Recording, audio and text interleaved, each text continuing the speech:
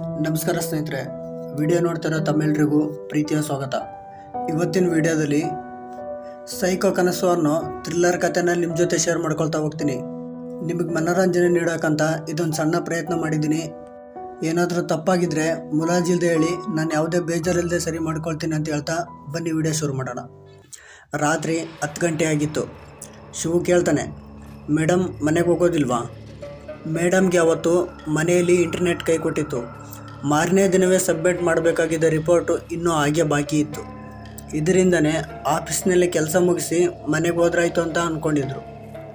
Madam ಶಿವುಗೆ ಹೇಳ್ತಾರೆ, ಶಿವು ನೀನು ಬೇಕಿದ್ರೆ ಮನೆಗೆ ಹೋಗು, ನನಗೆ ಸ್ವಲ್ಪ ಕೆಲಸ ಇದೆ, ಇವತ್ತು ಮನೆಗೆ ಹೋಗೋದು ಲೇಟ್ ಆಗುತ್ತೆ ಅಂತ.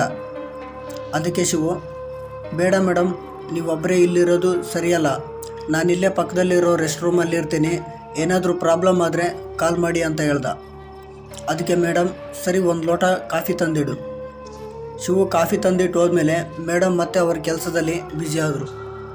ಸಮಯ ಕಳೆದಂತೆಲ್ಲ ಮೇಡಮ್ಗೆ ನಿದ್ದೆ ಆದಾಗಲೇ ಕಾಡೋಕ್ಕೆ ಶುರು ಮಾಡಿತ್ತು. ಒಂದು ಲೋಟ ಖಾಲಿ ಆದರೂ ಕೂಡ ನಿದ್ದೆ ಮಾತ್ರ ನಿಲ್ತಾನೇ ಇಲ್ಲ. ಕಂಪ್ಯೂಟರ್ ಅಕ್ಷರಗಳೆಲ್ಲ ಮಂಜು ಕವಿದಂತೆ ಕಾಣ್ತಾ ಇದ್ವು. ನಿಧಾನವಾಗಿ ನಿದ್ರೆಗೆ ಜಾರ್ತಾ ಇದ್ದ ಮೇಡಮ್ಗೆ ಒಮ್ಮೆಲೆ ಕ್ಯಾಬಿನ್ ಆಚೆ ಏನೋ ವಿಚಿತ್ರವಾದ ಶಬ್ದ ಕೇಳಿಸ್ತು. ಮತ್ತೆ ಶಿವು ಬಂದ ಅಂದ್ಕೊಂಡ ಮೇಡಮ್ ಹೊರಗೆ ಬಂದು ನೋಡಿದ್ರೆ ಯಾವ ಶಬ್ದನೂ ಕೂಡ ಇಲ್ಲ. ಸರಿ ಅಂತ ಮತ್ತೆ ಕಂಪ್ಯೂಟರ್ ಹತ್ರ ಬಂದು ಕುರ್ಚಿ ಮೇಲೆ ಕೂತಿದ್ದಷ್ಟೇ ಮತ್ತೆ ಅದೇ ಶಬ್ದ. ಮೇಡಮ್ಗೆ ಆತಂಕ, ಭಯ ಆಗೋಕ್ಕೆ ಶುರುವಾಯಿತು. ಮೇಡಮ್ ಹಿಂದಕ್ಕೆ ತಿರುಗಿ ನೋಡಿದರೆ ಅಲ್ಲಿರೋ ಒಂದು ಟೇಬಲ್ ಕೆಳಗೆ ಯಾರೋ ಡಬ್ ಡಬ್ ಅಂತ ಬಡಿತಾಯಿದ್ರು.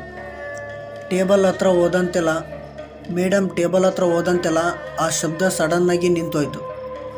ಮೇಡಮ್ ಭಯದಿಂದ ನಡುಕ್ತಾ ಶಿವು ಕಾಲ್ ಮಾಡಿದ್ರು. ಆ ಕಡೆಯಿಂದ ಯಾರೋ ಒಬ್ಬ ಮಹಿಳೆ ಧ್ವನಿ, ರೀ ನಿಮ್ಮ ಮೇಡಮ್ ಫೋನ್ ಮಾಡಿದ್ದಾರೆ ತಗೊಳ್ಳಿ ಅಂತ. ಶಿವು, ಮೇಡಮ್ ಹೇಳಿ. ಶಿವು, ಎಲ್ಲಿದೆಯಾ? ಕ್ಯಾಬಿನ್ ಆಚೆ ಏನೋ ಶಬ್ದ ಬರ್ತಾ ಇದೆ, ನನಗೆ ಭಯ ಆಗ್ತಿದೆ, ಸ್ವಲ್ಪ ಬರ್ತೀಯಾ ಅಂತ ಸಂಕೋಚದಿಂದ ಕೇಳಿದ್ರು. ಅದಕ್ಕೆ ಶಿವು, ಅದೇಗೆ ಬರೋಕ್ಕಾಗುತ್ತೆ ಮೇಡಮ್, ನಾನು ಬೆಂಗಳೂರಲ್ಲಿದ್ದೀನಿ, ನೀವೇ ಯುಗಾದಿ ಹಬ್ಬಕ್ಕಂತ ಸಂಜೆ ರಜೆ ಕೊಟ್ರಿ ಅಲ್ವಾ, ನಾನು ಅವಾಗಲೇ ಬಂದೆ ಅಂತ ಹೇಳ್ದ.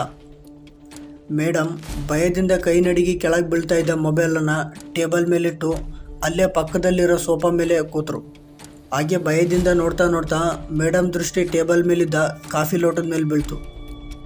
ಹಾಗಾದರೆ ಕಾಫಿ ತಂದಿಟ್ಟವ್ರು ಯಾರು? ಮೇಡಮ್ಗೆ ಇನ್ನಷ್ಟು ಆತಂಕ, ಭಯ ಶುರುವಾಯಿತು.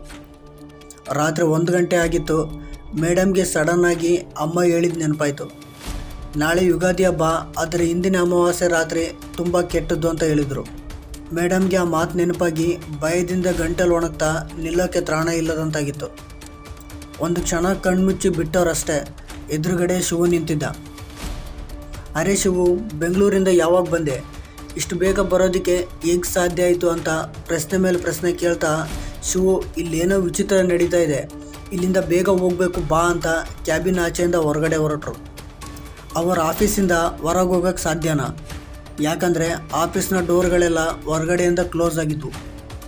ಮೇಡಮ್ ಮತ್ತು ಶಿವು ಎಷ್ಟೇ ಡೋರ್ ಹೊಡೆಯಲು ಪ್ರಯತ್ನ ಪಟ್ಟರೂ ಅದು ಮಾತ್ರ ಸಾಧ್ಯ ಆಗ್ತಾ ಇರಲಿಲ್ಲ.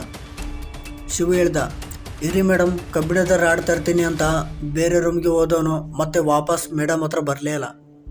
ರಾತ್ರಿ 2 ಗಂಟೆ ಆಗ್ತಾ ಬರ್ತಾಯಿತ್ತು. ಆಫೀಸ್ ಲೈಟ್ಗಳೆಲ್ಲ ಇದ್ದಕ್ಕಿದ್ದಂತೆ ಆಫ್ ಆನ್ ಆಗೋದಕ್ಕೆ ಶುರುವಾಗಿದ್ವು. ಮೇಡಮ್ ಎಷ್ಟೇ ಕೂಗಿದ್ರು ಕಿರ್ಚಿದ್ರು ಶಿವು ಕೂಡ ಪತ್ತೆನೇ ಇಲ್ಲ. ತಕ್ಷಣ ಶಿವು ಫೋನ್ಗೆ ಕಾಲ್ ಮಾಡಿದ್ರು. ಯಾರೋ ಮಹಿಳೆ ಧ್ವನಿ, ಅವರು ಮಲಗಿದ್ದಾರೆ ಅಂತ. ಮೇಡಮ್ ಹೇಗೋ ಡೋರ್ ಹೊಡೆದು ಆಫೀಸಿಂದ ಹೊರಗೆ ಬರ್ತಾರೆ.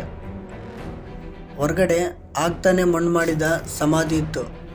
ಸಮಾಧಿ ಮೇಲೆ ಇದ್ದ ಬಣ್ಣ ಬಣ್ಣದ ಹೂಗಳು ಗಾಳಿಗೆ ಚಲಾಪಿಲಿ ಆಗಿತ್ತು. ಮೇಡಮ್ ಆ ಸಮಾಧಿನ ಯಾವತ್ತೂ ನೋಡೇ ಇರಲಿಲ್ಲ. ಸಮಾಧಿ ಪಕ್ಕದಲ್ಲಿ ಉಯ್ಯಾಲೆ ಕಟ್ಟಿ ಮೇಡಮ್ನ ನೋಡಿ ನಗುತ್ತಾ ಆಟವಾಡ್ತಾ ಇದ್ದ ಮಗುವನ್ನು ನೋಡಿ ಮೇಡಮ್ ಜೋರಾಗಿ ಕೂಗಿದ್ರು. ಆದರೆ ಅವ್ರ ಧ್ವನಿ ಅವರಿಗೆ ಕೇಳಿಸ್ತಾ ಇಲ್ಲ. ಸ್ವಲ್ಪ ಹೊತ್ತಿನ ನಂತರ ಯಾರೋ ಜೋರಾಗಿ ಹತ್ತಾಗಿ ಕೇಳಿಸ್ತಾ ಇತ್ತು. ಮತ್ತು ಮೇಡಮ್ನ ಯಾರೋ ಆಕಾಶದತ್ತ ಮೇಲಕ್ಕೆ ಎತ್ಕೊಂಡು ಹೋದಾಗ ಆಗ್ತಾಯಿತ್ತು. ಅವ್ರ ಕಾಲನ್ನು ಯಾರೋ ಗಟ್ಟಿಯಾಗಿ ಹಿಡಿದಿರೋ ಹಾಗೆ. ಮೇಡಮ್ ಅಲ್ಲಿಂದ ತಪ್ಪಿಸ್ಕೊಳ್ಳೋಕೆ ಪ್ರಯತ್ನ ಪಟ್ಟರು, ಸಾಧ್ಯ ಆಗ್ತಾಯಿಲ್ಲ. ಮೇಡಮ್ನ ಸುತ್ತಮುತ್ತ ಅಷ್ಟು ಜನ ಇದ್ದರೂ ಯಾರೂ ಕೂಡ ಸಹಾಯಕ್ಕೆ ಬರ್ತಾ ಇರಲಿಲ್ಲ. ಮೇಡಮ್ ನೆಲಕ್ಕೆ ಬಿದ್ದು ಆ ಹಿಂಸೆಯಿಂದ ಒದ್ದಾಡ್ತಾ ಇರುವಾಗ ಟೇಬಲ್ ಮೇಲಿದ್ದ ಗ್ಲಾಸ್ಗೆ ಕೈ ತಗಲಿ ಬಿದ್ದಾಗಲೇ ಮೇಡಮ್ಗೆ ಎಚ್ಚರವಾಗಿದ್ದು. ಛೇ ಆಳದ ಕನಸು ಅಂತ ನಿಟ್ಟುಸಿರ್ಬಿಡ್ತಾ ಸೀರಿಯಸ್ ಸೆರಗಿನಿಂದ ಬೆವ್ತಿರೋ ಮುಖ ಒರೆಸ್ಕೊಂಡ್ರು. ತಕ್ಷಣ ಟೈಮ್ ನೋಡ್ತಾರೆ, ಸಂಜೆ 6 ಗಂಟೆ ಆಗಿತ್ತು. ಮೇಡಮ್ ಆಫೀಸ್ ಬಾಯ್ ಆದ ರಾಮನ್ನ ಕರೀತಾರೆ. ಆಫೀಸ್ ಬಾಯ್ ಬಂದು, ಹೇಳಿ ಮೇಡಮ್, ನನ್ನ ಹೆಸರು ರಾಮು ಅಲ್ಲ, ಶಿವು. ರಾಮು ಯುಗಾದಿ ಹಬ್ಬಕ್ಕೆ ಅಂತ ಮೊನ್ನೆನೇ ನಿಮ್ಮ ಹತ್ರ ಲೀವ್ ಹಾಕ್ಸ್ಕೊಂಡು ಹೋಗಿದ್ನಲ್ಲ ಮೇಡಮ್, ಅವನು ರಜೆ ಹಾಕಿರೋದ್ರಿಂದ ನನ್ನ ಡ್ಯೂಟಿಗೆ ಹಾಕಿದ್ದಾರೆ ಅಂತ ಹೇಳ್ದ. ಮೇಡಮ್ ಸರಿ ಎಲ್ಲ ಎಲ್ಲೋದ್ರು ಅಂತ ಕೇಳಿದಾಗ ಶಿವು ಹೇಳ್ದ, ಮೇಡಮ್ ಇವತ್ತು ಯುಗಾದಿ ಹಬ್ಬ ತಾನೇ, ಎಲ್ಲರೂ ಅವರವರ ಕೆಲಸ ಮುಗಿಸಿ ಬೇಗ 6 ಗಂಟೆಗೆ ಹೊರಟೋದ್ರು ಅಂತ ಹೇಳ್ದ. ಮತ್ತು ಶಿವು, ಮೇಡಮ್ ನನ್ನ ಕೆಲಸ ಮುಗೀತು, ನಾನು ಮನೆಗೆ ಹೊರಡ್ತೀನಿ, ನೀವು ಇನ್ನೂ ಮನೆಗೆ ಹೋಗಲ್ವಾ ಅಂತ ಕೇಳ್ದ. ಮೇಡಮ್ಗೆ ಅಮ್ಮ ಯುಗಾದಿ ಹಬ್ಬದ ಹಿಂದಿನ ದಿನ ಅಮಾವಾಸ್ಯೆ ರಾತ್ರಿ ತುಂಬ ಕೆಟ್ಟದ್ದು ಅಂತ ಹೇಳಿದ ನೆನಪಾಯಿತು. ಕೂಡಲೇ ಎಚ್ಚೆತ್ತುಕೊಂಡ ಮೇಡಮ್ಗೆ ನಾನು ಕಂಡ ಕನಸು ಮತ್ತೆ ನಿಜವಾಗ್ಲೂ ರಿಪೀಟ್ ಆಗ್ತಾ ಇದೆ ಅಂತ ಗೊತ್ತಾಯಿತು. ಇನ್ನು ಕೆಲಸ ಬಾಕಿ ಇದ್ದರೂ ಕೂಡ ತಕ್ಷಣ ಅಲ್ಲಿಂದ ಹೊರಟು ಮನೆ ಸೇರಿಕೊಂಡ್ರು. ಇದಿಷ್ಟು ಇವತ್ತಿನ ವಿಡಿಯೋ ಸ್ನೇಹಿತರೆ. ವಿಡಿಯೋ ಇಷ್ಟ ಆದರೆ ದಯವಿಟ್ಟು ಚಾನಲ್ ಸಬ್ಸ್ಕ್ರೈಬ್ ಮಾಡಿ, ಹಾಗೆ ಲೈಕ್ ಶೇರ್ ಕಾಮೆಂಟ್ ಮಾಡ್ತೀರಾ ಅನ್ನೋ ಭರವಸೆಯಿಂದ ಬೇರೆ ಕತೆ ಜೊತೆಗೆ ಮತ್ತೆ ಸಿಗ್ತೀನಿ. Love you, take care, bye bye.